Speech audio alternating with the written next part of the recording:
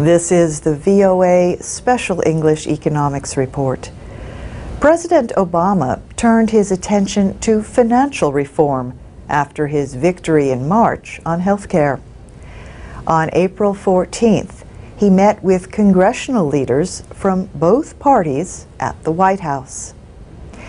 He said there are some areas on which Democrats and Republicans can agree. If there's one lesson that we've learned, he said, it's that an unfettered market where people are taking huge risks and expecting taxpayers to bail them out when things go sour is simply not acceptable.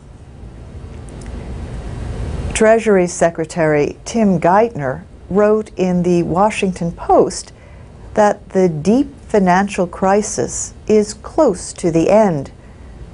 But he said the nation must not forget the near collapse of the banking system in 2008 without fixing the causes.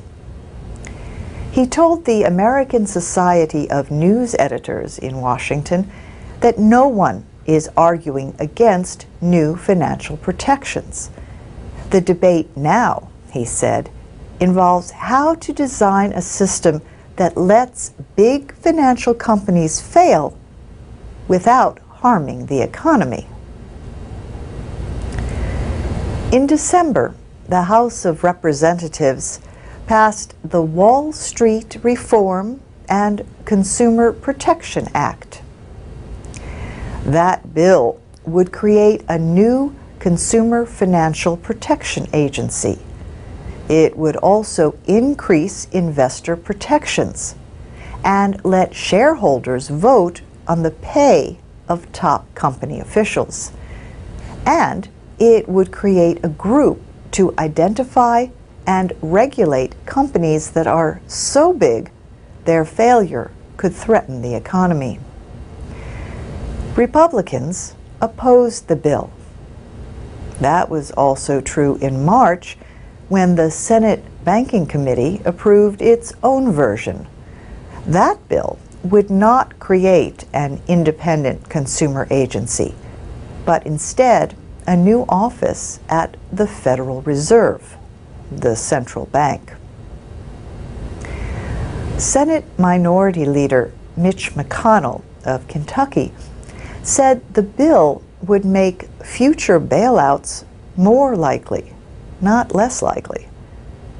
Both measures in Congress call for a system to supervise derivatives. These contracts are used for different purposes, including investment and protecting against loss. The largely unregulated market in derivatives is estimated at $600 trillion. Government rescues of banks considered too big to fail angered the public and helped fuel a conservative movement.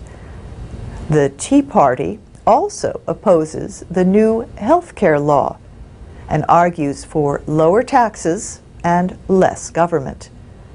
On April 15th, they protested to mark Tax Day, when Americans have to pay any federal taxes they owe.